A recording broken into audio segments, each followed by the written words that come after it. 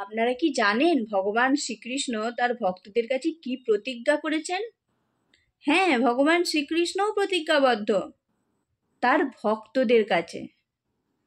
ভগবান শ্রীকৃষ্ণ শ্রীমদ্ ভগবদ্ গীতার 18 নম্বর অধ্যায়ের 65 নম্বর শ্লোকে তার প্রিয় সখা পরম ভক্ত অর্জুনকে বলেছেন আমাদের মতো বদ্ধজীবদের উদ্দেশ্যে, মন্মনা ভব মদ্ভক্ত মদ্যাজি মাং নমস্কুরু মামে বৈশ্যাসি সত্যং তে প্রতিজানে প্রিয়সি মে।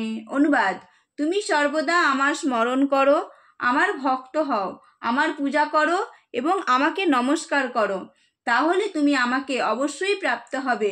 এ বিষয়ে আমি তোমার কাছে সত্যই প্রতিজ্ঞা করছি, যেহেতু তুমি আমার অত্যন্ত প্রিয়।